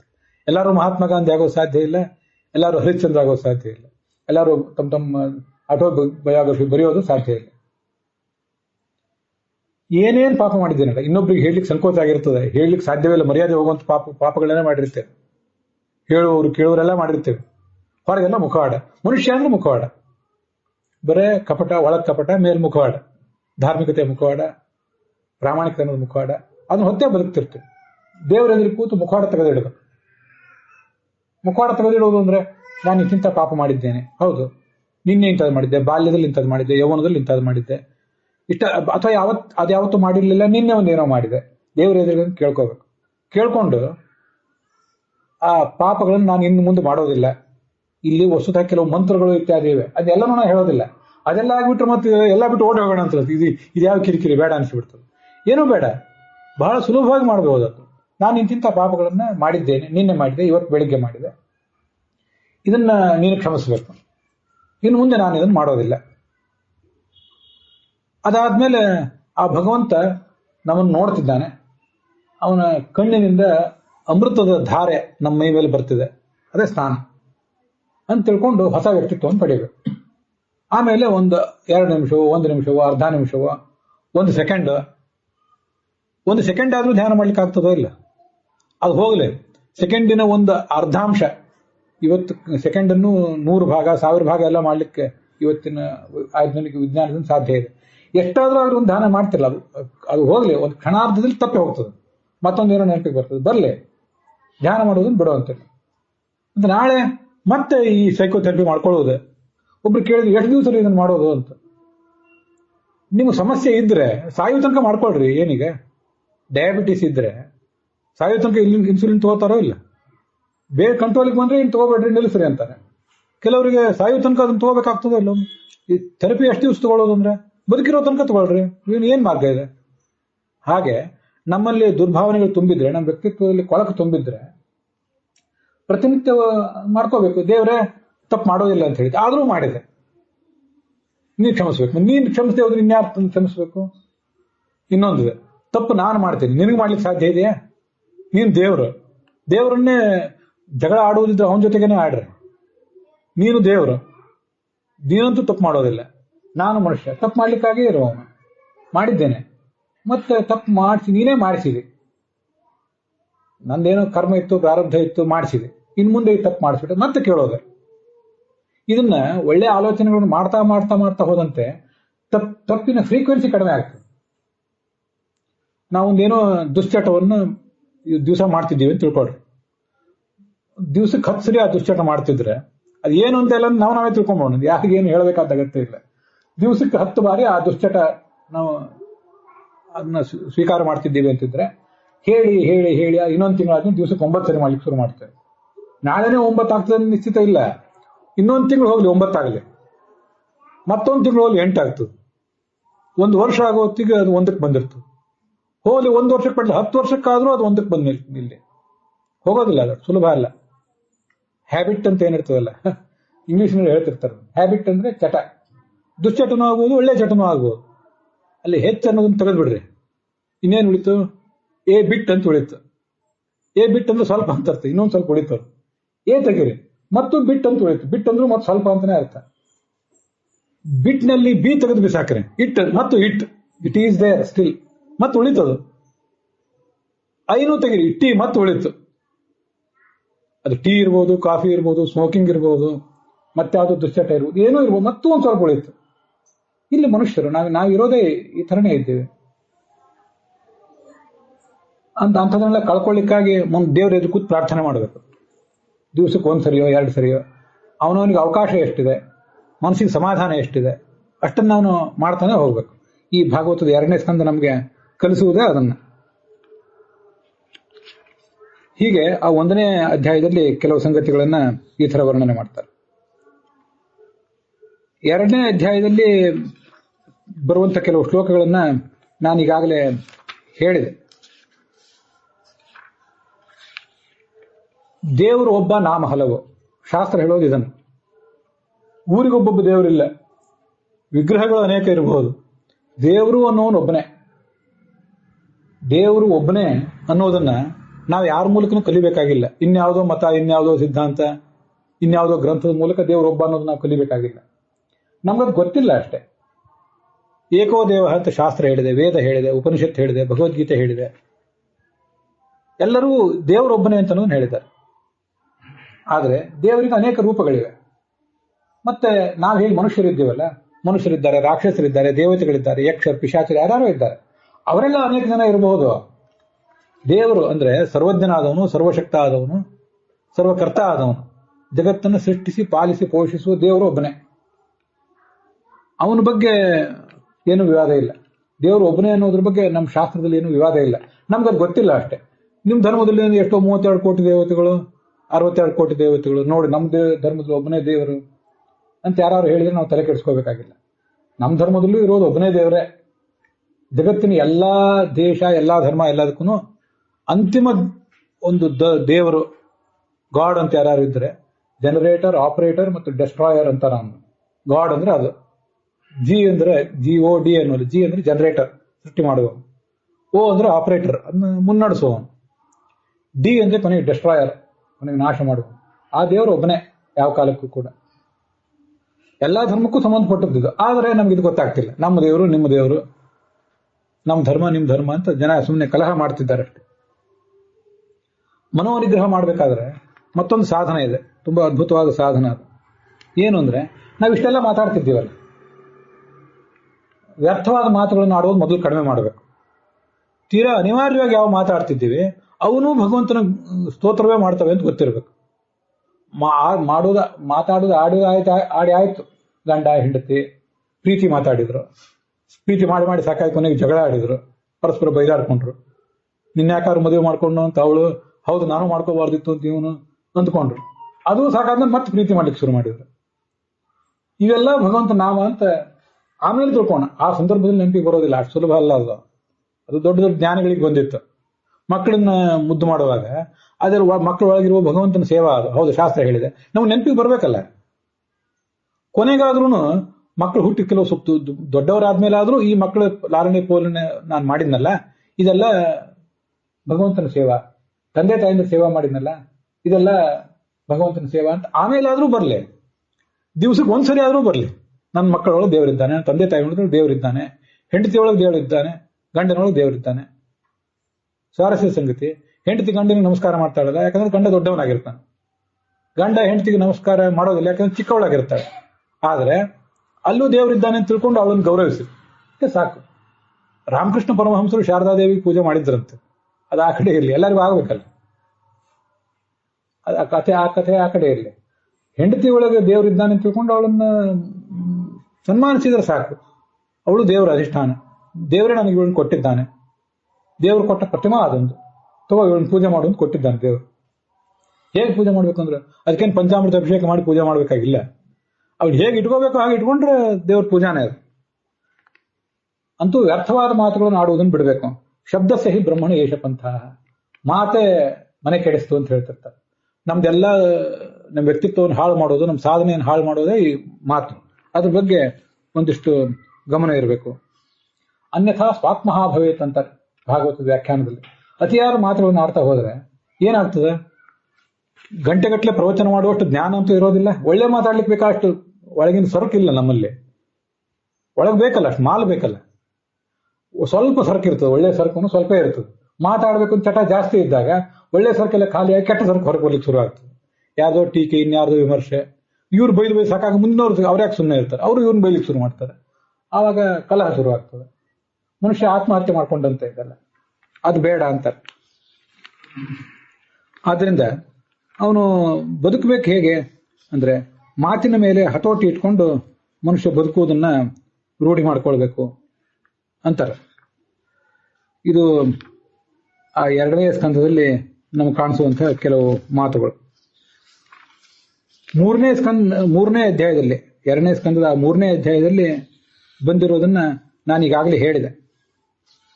ಭಗವಂತ ನನ್ನ ಧ್ಯಾನ ಮಾಡುವುದು, ಶಿವಪಾರ್ವತಿಯರನ್ನು ಧ್ಯಾನ ಮಾಡುವುದು, ಬ್ರಹ್ಮನನ್ನು ಧ್ಯಾನ ಮಾಡುವುದು, ಅದೆಲ್ಲ ಇಲ್ಲಿ 3ನೇ ಅಧ್ಯಾಯದಲ್ಲಿ ಬಂದಿದೆ. ಅಂತ ಪ್ರಸಂಗ ಬಂದಾಗ ಅದನ್ನೆಲ್ಲ ನೆನಪು ಮಾಡ್ಕೊಳ್ತಿರ್ಬೇಕು. ಆಯುರ್ಹರತಿ ವೈ ಪುಂಸಾಂ ಉದ್ಯನ್ನಸ್ತಂಚ ಎನ್ನಸೌ ತಸ್ಯರ್ತೆ ಯಕ್ಷಣೋ ನೀತಃ ಉತ್ತಮ ಶ್ಲೋಕ ವಾರ್ತೆಯ. ರಾಮಾಯಣದಲ್ಲೂ ಇಂಥ ಒಂದು ಮಾತಿದೆ. ಸನ್ಸೆಟ್ ನೋಡ್ಲಿಕ್ಕೆ ಹೋಗ್ತೀವಿ, ಸನ್ಸೆಟ್ ಪಾಯಿಂಟ್ಗಳು ಅಂತ ಸರ್ಕಾರದವರು ನಮಗೆ ಮೋಜು ಮಾಡ್ಲಿಕ್ಕೆ ಎಷ್ಟೆಷ್ಟು ಬೇಕೋ ಅಷ್ಟೆಲ್ಲ ವ್ಯವಸ್ಥೆ ಮಾಡಿ ಇಟ್ಟಿದ್ದಾರೆ. ಆಯ್ತು, ಸನ್ಸೆಟ್ ನೋಡ್ಲಿಕ್ಕೆ ಹೋದಾಗ ನೋಡಿ ಆದ್ಮೇಲೆ ಇವತ್ತಿಂದ ನಮ್ಮ ಆಯುಷ್ಯದಲ್ಲಿ 1 ದಿವಸ ಹೋಯ್ತು, ಇನ್ನು ಇಷ್ಟು ಕೆಲವು ದಿವಸ ಮಾತ್ರ ಉಳಿದಿದೆ ಅಂತ ಆಲೋಚನೆ ಒಂದು ಬರಬೇಕಲ್ಲ. ನಂದಂತಿ ಉದಿತೇ ಆದಿತ್ಯೆ ನಂದಂತಿ ಅಸ್ತಮಿತೇರವೋ ಆತ್ಮನೋ ನಾವ ಬುದ್ಧಂತೆ ಮನುಷ್ಯಾಹ ಜೀವಿತ ಕ್ಷಯಂ. ಸೂರ್ಯ ಉದಯಿಸಿದಾಗ ಸಂತೋಷ ಪಡ್ತಾರೆ, ಏನು ಅದ್ಭುತವಾದ ಬಣ್ಣ, ಏನು ರಂಗು. ಸೂರ್ಯ ಅಸ್ತಂಗತನಾದಾಗೂ ಸಂತೋಷ ಪಡ್ತಾರೆ. ಆದ್ರೆ ತನ್ನ ಒಂದು ಜೀವನ ಬಂತು ಹೋಯ್ತು ಅನ್ನೋದನ್ನ ಮಾತ್ರ ಮನುಷ್ಯ ತಿಳ್ಕೊಳ್ಳೋದಿಲ್ಲ. ಸೂರ್ಯ ನಮ್ಮ ಜೀವನವನ್ನ ಪ್ರತಿಯೊಂದು ದಿನವನ್ನ ಕಳೀತಿರ್ತಾನೆ. ಸೂರ್ಯನಿಗೆ ದಿನೇಶ ಅಂತ ಹೆಸರಿದೆ, ಯಾಕೆಂದ್ರೆ ದಿನದ ಅಧಿಪತಿ ಅವನು.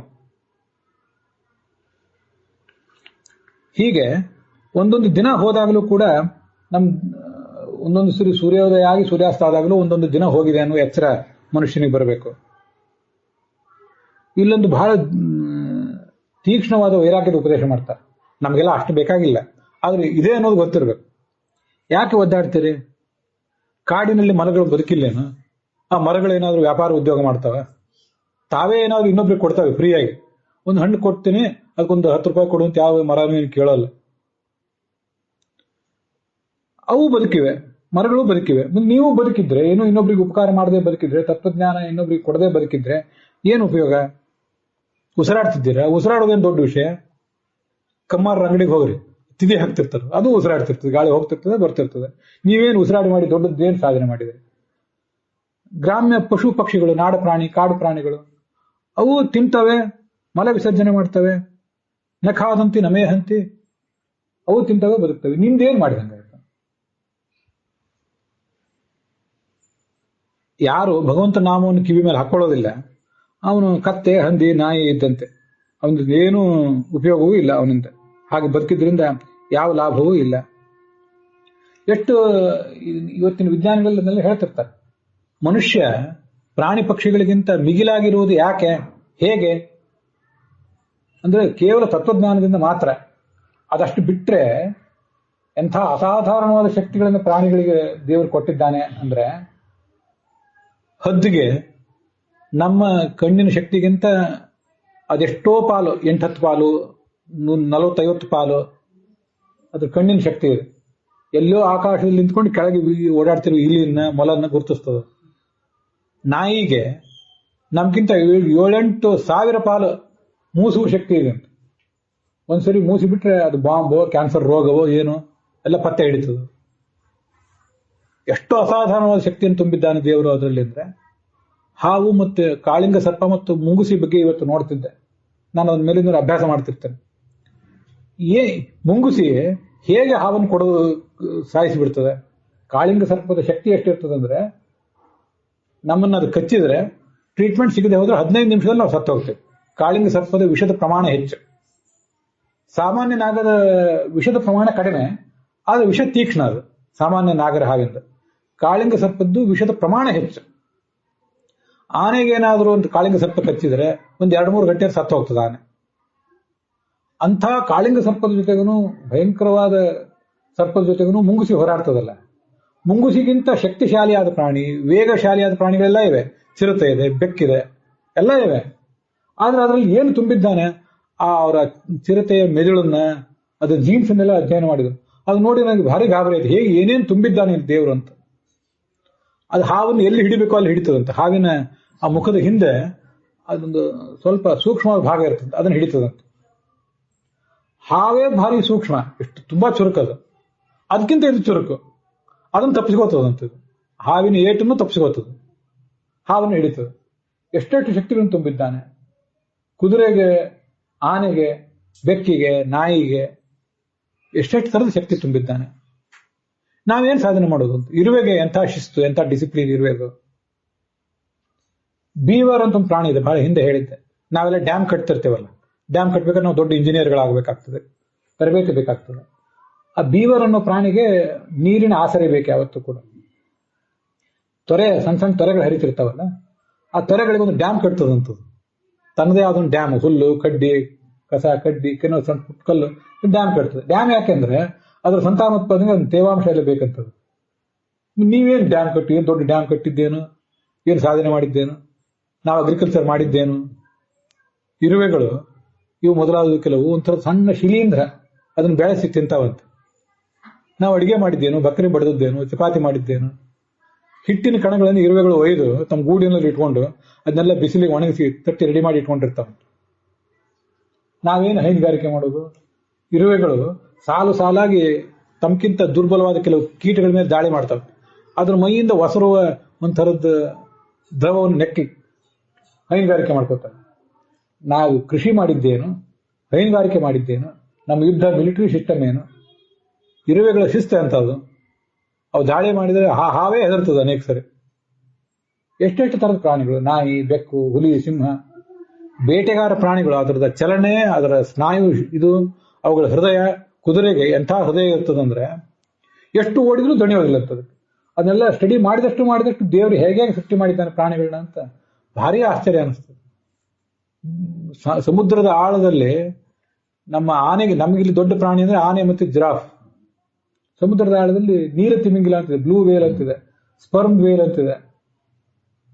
ಅದರ ಹೃದಯ ದೊಡ್ಡದೊಂದು ಮಾರುತಿ ಕಾರ್ ಇದ್ದಂಗೆ ಇರ್ತದೆ, ಅಷ್ಟು ದೊಡ್ಡದಿರ್ತದೆ, ಹೋಗಿ ಬರ್ಬೋದು ನಾವು. ಅಷ್ಟು ದೊಡ್ಡ ದೊಡ್ಡ ಪ್ರಾಣಿಗಳೆಲ್ಲ ಇವೆ. ನಾವೇನು ಸಾಧನೆ ಮಾಡಿದ್ದು? ಮನುಷ್ಯರಾಗಿ ಹುಟ್ಟಿ ಯಾವುದೋ ತಂತ್ರಜ್ಞಾನ, ವಿಜ್ಞಾನ, ವೈದ್ಯ ವಿಜ್ಞಾನ, ಮತ್ತೆ ಯಾವುದೋ ಕೃಷಿ, ಹೈನುಗಾರಿಕೆ, ಇದರಲ್ಲಿ ನಾವು ಮಾಡಿದ ಸಾಧನೆ ಏನು? ನಮ್ದೇನು ದೊಡ್ಡ ಸಾಧನೆ ಆಯ್ತು? ತತ್ವಜ್ಞಾನ ಒಂದಿಲ್ಲ ಪಾಪ ಪ್ರಾಣಿಗಳಿಗೆ.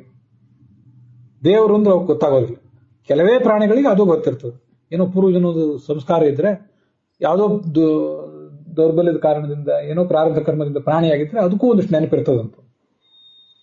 ಅದು ಬಿಟ್ರೆ ಸಾಮಾನ್ಯವಾಗಿ ತತ್ವಜ್ಞಾನ ಅಂತ ಅನ್ನೋದು ಪ್ರಾಣಿಗಳಿಗೆ ಇರೋದಿಲ್ಲ. ಅದು ಮನುಷ್ಯನಿಗಿದೆ. ಇಲ್ಲದೆ ಹೋದ್ರೆ ಇನ್ನು ಪ್ರಾಣಿಗಳಿಗೂ ಪಕ್ಷಿಗಳಿಗೂ ಇವನಿಗೂ ಏನು ವ್ಯತ್ಯಾಸವೂ ಇಲ್ಲ. ಅದಕ್ಕಾಗಿ ಹಾಗೆ ಬದುಕಬೇಕಾಗ್ತದೆ ಮನುಷ್ಯ. ತತ್ವಜ್ಞಾನವನ್ನು ಗಳಿಸ್ಲಿಕ್ಕಾಗಿ ಮನುಷ್ಯ ಬದುಕಬೇಕು. ಇಲ್ಲದೇ ಇದ್ರೆ ಅವನ ಜೀವನ ವ್ಯರ್ಥ ಆಗಿ ಹೋಗ್ತದೆ.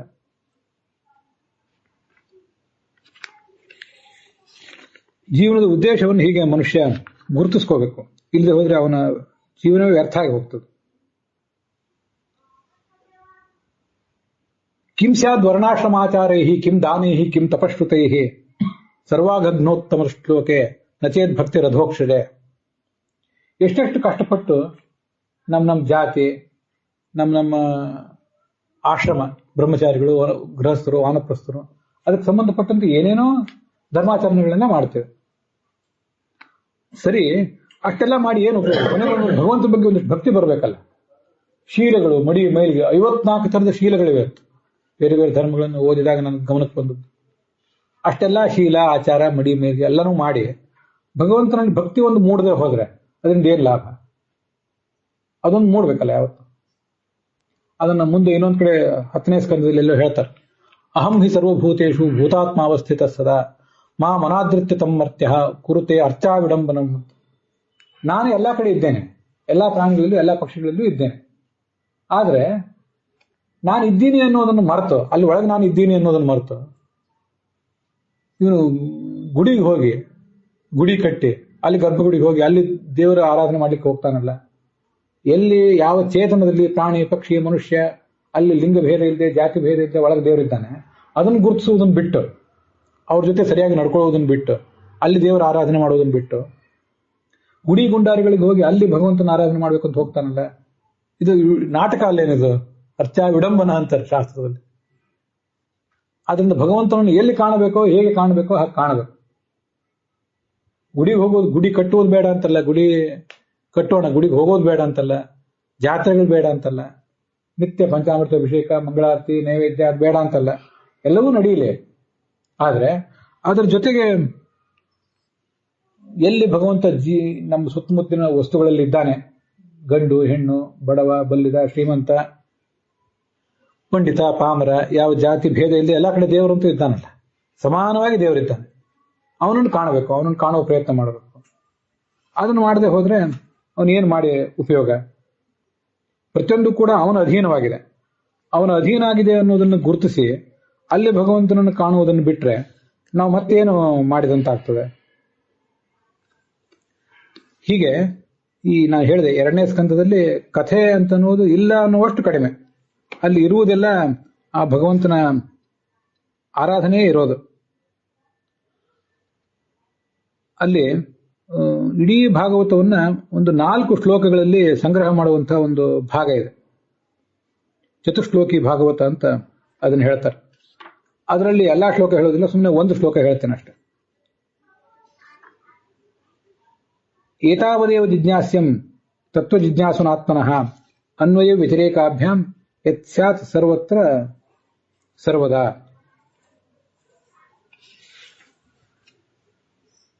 ಒಂದೇ ಸಂಗತಿಯನ್ನ ಮನುಷ್ಯ ಯಾವತ್ತೂ ಕೂಡ ಮನಸ್ಸಿನಲ್ಲಿ ಇಟ್ಕೋಬೇಕಂತ. ಅದೇನು? ಅದನ್ನೇ ಆಲೋಚನೆ ಮಾಡಬೇಕು, ಅದನ್ನೇ ಜೀವಮಾನದಲ್ಲಿ ಆಚರಣೆಗೆ ತರಬೇಕು. ಈ ಭಗವಂತ ಎಲ್ಲ ಕಡೆ ಇದ್ದಾನೆ. ಅನ್ವಯ ವ್ಯತಿರೇಕಾಭ್ಯಾಮ್. ಜಗತ್ತು ಎಲ್ಲಿದೆಯೋ, ನಾವೆಲ್ಲ ಚೇತನರು, ಪಕ್ಷಿಗಳು, ಪ್ರಾಣಿಗಳು ಎಲ್ಲಿದ್ದೇವೋ ಅಲ್ಲಿ ಭಗವಂತ ಇದ್ದಾನೆ. ಈ ಜಗತ್ತು ಎಲ್ಲಿ ಇಲ್ಲವೋ ಅಲ್ಲಿಯೂ ಭಗವಂತ ಇದ್ದಾನೆ.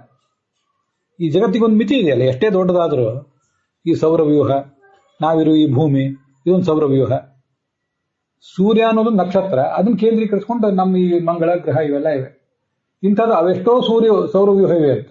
ಪ್ರತಿಯೊಂದು ನಕ್ಷತ್ರವೂ ಒಂದೊಂದು ಸೂರ್ಯ ಅಂತೆ, ಅದಕ್ಕೊಂದೊಂದು ಸೌರವ್ಯೂಹ ಇದೆ, ಅದಕ್ಕೆಲ್ಲ ಚಂದ್ರಗಳಿವೆ. ಎಷ್ಟು ದೊಡ್ಡ ಜಗತ್ತು! ಇಷ್ಟು ದೊಡ್ಡ ಜಗತ್ತನ್ನು ಅದಕ್ಕೂ ಒಂದು ಮಿತಿ ಇದೆಯಲ್ಲ. ಜಗತ್ತು ಇಲ್ಲದೆ ಇರುವ ಜಾಗದಲ್ಲಿಯೂ ಭಗವಂತ ಇದ್ದಾನೆ, ಜಗತ್ತು ಇಲ್ಲದೆ ಇರುವ ಕಾಲದಲ್ಲಿಯೂ ಭಗವಂತ ಇದ್ದಾನೆ. ಇದು ಅನ್ವಯ ವ್ಯತಿರೇಕ. ಅನ್ವಯ ಅಂದ್ರೆ ಇದಿದ್ದಲ್ಲಿ ಅವನಿದ್ದಾನೆ, ವ್ಯತಿರೇಕ ಅಂದ್ರೆ ಭಿನ್ನ ಅಂತ ಅರ್ಥ. ಇದಿಲ್ಲದೆ ಇದ್ದಲ್ಲಿ ಅವನಿದ್ದಾನೆ. ಈ ಭಗವಂತನನ್ನು ಹೀಗೆ ತಿಳಿಯುವಂತ ಪ್ರಯತ್ನ ಮಾಡ್ಬೇಕಷ್ಟೆ. ಇದು ಈ ಸ್ವಯಂ ಚತುರ್ಮುಖ ಬ್ರಹ್ಮ ನಾರದನಿಗೆ ಉಪದೇಶ ಮಾಡಿದಂಥ ಒಂದು ಪ್ರಸಂಗ ಇದೆ. ಅಲ್ಲಿನ ಕೆಲವು ಶ್ಲೋಕಗಳನ್ನ ಈ ತರ ಈಗ ನಾನು ನಿಮ್ಮ ಮುಂದೆ ಹೇಳಿದೆ ಅಷ್ಟೆ. ಭಾಗವತದಲ್ಲಿ ಏನು ಬಂದಿದೆ, ಏನು ಕಥೆ ಬಂದಿದೆ ಅನ್ನೋದನ್ನೆಲ್ಲ ಒಂದಿಷ್ಟು ವರ್ಣನೆ ಮಾಡ್ತಾರೆ. ಆ ಭಗವಂತ ಹೇಗೆ ಜಗತ್ತನ್ನು ಸೃಷ್ಟಿಸಿದ, ಆ ಭಗವಂತನನ್ನು ಧ್ಯಾನಿಸಿದವರಿಗೆ ಏನು ಲಾಭ, ಅದೆಲ್ಲವನ್ನು ಕೂಡ ವರ್ಣನೆ ಮಾಡ್ತಾರೆ. 2ನೇ ಸ್ಕಂಧವನ್ನ ಅಲ್ಲಿರೋ ಪ್ರಧಾನ ಸಾರ ಭಾಗ ಏನೋ, ಅದ್ರ ಕೆನೆ ಪದರ ಏನೋ, ಅದ್ರ ಕ್ರೀಮ್ ಏನೋ ಅನ್ನೋ ದೃಷ್ಟಿಯಿಂದ ಈ ತರ ಹೇಳಿದ್ದೇನೆ. ಅದರಲ್ಲಿರೋ ಸಣ್ಣ ಸಣ್ಣ ವಿವರಗಳನ್ನ ಹೇಳಿ ಮುಗಿಸ್ಲಿಕ್ಕೆ ಒಂದು 50-60 ದಿವಸವೇ ಬೇಕಾಗ್ತದೆ. ಹಿಂದೆ ಅದನ್ನು ವಿಸ್ತಾರವಾಗಿ ಭಾಗವತ ಪ್ರವಚನ ಮಾಡುವಾಗ 2ನೇ ಸ್ಕಂದದೆಲ್ಲ ಹೇಳಿ ಮುಗಿಸಿದ್ದೇನೆ. ಇಲ್ಲೀಗ ಸಂಕ್ಷಿಪ್ತವಾಗಿ ಇದನ್ನು ಹೇಳಿದ್ದೇನೆ. ಸರಿ, ಭಾಗವತದ 2ನೇ ಸ್ಕಂದದ ಶ್ರವಣ ಮಾಡಿದ್ರಿಂದ ಏನ್ ಲಾಭ ಅದನ್ನ ಈಗ ನೋಡ್ಬೇಕು. ಪದ್ಮಪುರಾಣಕ್ಕನುಸಾರವಾಗಿ 4 ದಿವಸಕ್ಕೆ ಒಂದೊಂದು ಸ್ಕಂದ ಮುಗಿಬೇಕಾಗಿತ್ತು. 4 ದಿವಸ 2ನೇ ಸ್ಕಂದನೇ ಹೇಳ್ತಾ ಕೂತ್ರೆ ಅದ್ರಲ್ಲಿ ಕಥೆ ಇಲ್ಲ, ಅದರಿಂದ ಅಷ್ಟು ಹಿಡಿಸ್ಲಿಕ್ಕಿಲ್ಲ. ಅದಕ್ಕೆ ಒಂದೇ ದಿವಸಕ್ಕೆ ಹೇಳಿ ಮುಗಿಸಿದೆ.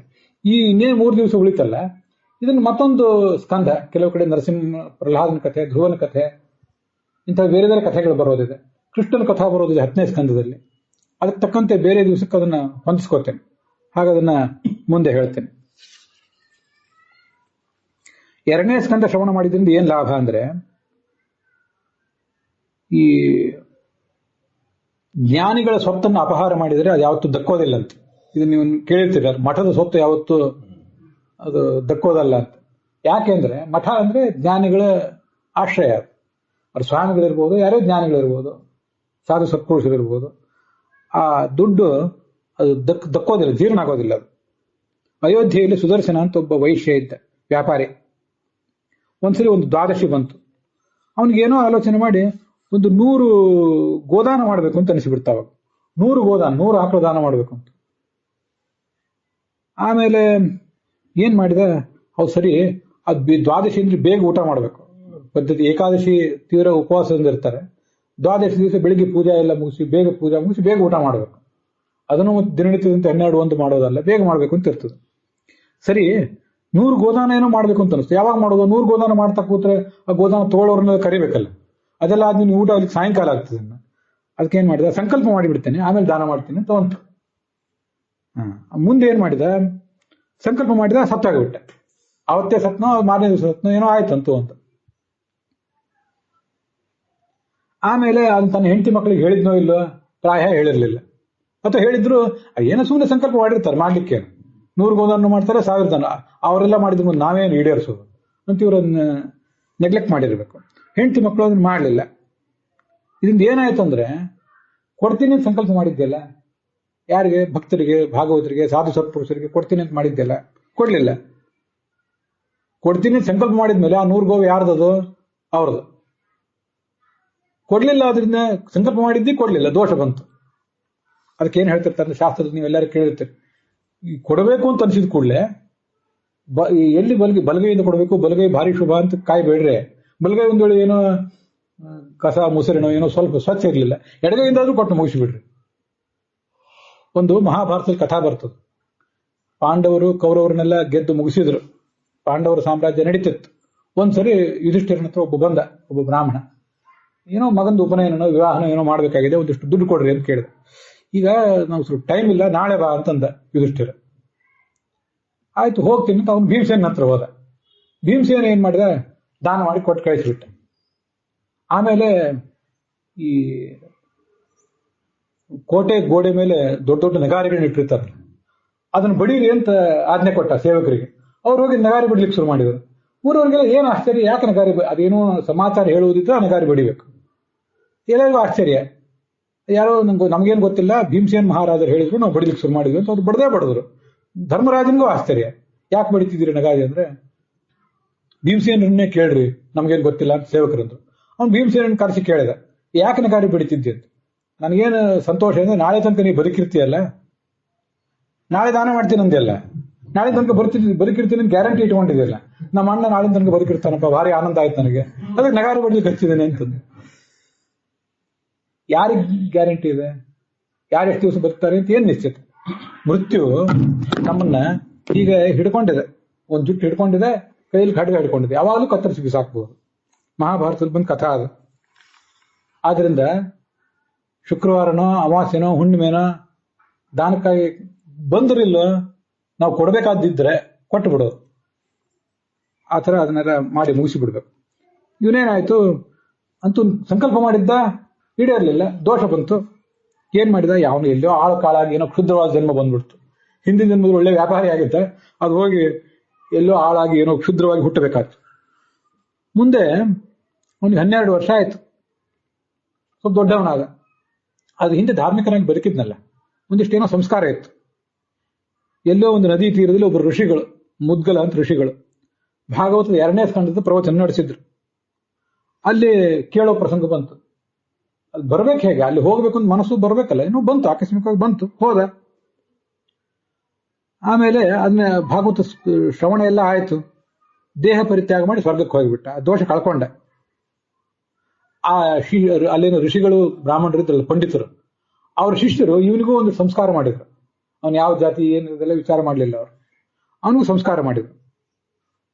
ಸಂಸ್ಕಾರ ಮಾಡಿದ್ರೆ ನಿಮ್ ದೇಹ ತಗೊಂಡು ಸುಟ್ರೆ ರಬ್ಬರಿನ ವಾಸನೆ, ಚಿಮಣಿ ಎಣ್ಣೆ ಹೊಲಸು ವಾಸನೆ, ಸೀಮೆ ಎಣ್ಣೆ ವಾಸನೆ ಬರ್ತಿರ್ತದೆ, ಸಹಜವಾಗಿ ಬರ್ಬೇಕಾದ್ದು. ಯಾಕೆ ನಮ್ಮ ದೇಹವು ಅಷ್ಟೇ ಹೊಲಸಾಗಿರ್ತದೆ. ಇವನ ದೇಹದಿಂದ ಅಗರು ಗಂಧ, ಸುಗಂಧ ಬರ್ಲಿಕ್ಕೆ ಶುರುವಾಯ್ತಂತ. ದೊಡ್ಡವರು ಶರಣರ ಗುಣವನ್ನು ಮರಣದಲ್ಲಿ ಕಾಣುತ್ತಂತಿರ್ತಾರಲ್ಲ, ಆ ಥರ ಹಾಗಿದ್ರೆ ಆ ಥರದ ದೇಹದಿಂದ ಸುಗಂಧ ಹೊರಸೂಸ್ತದೆ. ಶಾಸ್ತ್ರದಲ್ಲಿ ಇಂಥದನ್ನ ಅನೇಕ ಕಡೆ ವರ್ಣನೆ ಮಾಡ್ತಾರೆ. ದೇಹವನ್ನು ಸುಟ್ಟರು ಒಳ್ಳೆ ಸುಗಂಧ ಬಂತು, ಇದೆಲ್ಲ ಸದ್ಗತಿಯ ಲಕ್ಷಣ. ಹೀಗಾಯಿತು. ಅಂತೂ 2ನೇ ಸ್ಕಂದದ ಶ್ರವಣ ಮಾಡಿದ್ರಿಂದ ಏನಾಗ್ತದೆ ಅಂದ್ರೆ, ಯಾವುದೋ ಮಠಕ್ಕೆ, ಯಾವುದೋ ದೇವಾಲಯಕ್ಕೆ, ಮತ್ತೆ ಯಾರೋ ಜ್ಞಾನಿಗಳು, ಭಕ್ತರು, ಸಾಧು ಸತ್ಪುರುಷರು, ಅವ್ರಿಗೆ ಎಂದಾದರೂ ನಾವೇನಾದ್ರೂ ವಂಚನೆ ಮಾಡಿದ್ರೆ ಅದನ್ನೆಲ್ಲ ಕಳ್ಕೋತಾನೆ. ತಿಳಿದೇನೋ ಯಾರ್ಯಾರಿಗೂ ದ್ರೋಹ ಮಾಡಿಬಿಟ್ಟಿರ್ತೀವಿ, ಗೊತ್ತೇ ಆಗೋದಿಲ್ಲ ನಮ್ಗೆ. ಅದ್ರದ್ದೆಲ್ಲದ್ರದ್ದು ಪರಿಹಾರ ಅಂತ ಅನ್ನೋದು ಇಂಥ ಶ್ರವಣಗಳಿಂದ ಆಗ್ತದೆ. ಮತ್ತೆ ಕೇಳ್ತಿರ್ಬೇಕು ದೇವರನ್ನು, ಇಂಥ ಪಾಪ ಮಾಡಿಸ್ಬೇಡ ಅಂತ. ಹೀಗೆ 2ನೇ ಸ್ಕಂದದ ಶ್ರವಣ ಇವತ್ತು ಸಮಾಪ್ತ ಆಗಿದೆ. ಹಾಗೆ ಇವತ್ತಿನ ಈ ಭಾಗನೂ ಕೂಡ, 2ನೇ ಸ್ಕಂದವೂ ಕೂಡ ಸಮಾಪ್ತ ಆಗಿದೆ. ಪದ್ಮ ಪುರಾಣದಲ್ಲಿ ಹೇಳಿದಂತೆ ಅದರ ಫಲ ಏನು ಅಂತ ಅನ್ನೋದನ್ನ ಶ್ರವಣ ಮಾಡಿದ್ದೀವಿ. ಹುಸಿಯ ನಾಡಿ ಹೊಟ್ಟೆ ಭರಿವ ವಿಷಯದಲ್ಲಿ ರಸಿಕನೆಂದು ಹುಸಿಗೆ ಹಾಕಿದಿರೋ ಇನ್ನು ಹೃಷಿಕೇಶನೇ, ಈಶ ನಿನ್ನ ಚರಣ ಭಜನೆ ಆಸೆಯಿಂದ ಮಾಡುವೆ, ದೋಷ ರಾಶಿ ನಾಶ ಮಾಡು ಶ್ರೀಶಕೇಶವ. ಶ್ರೀಕೃಷ್ಣಾರ್ಪಣ ವಸ್ತು.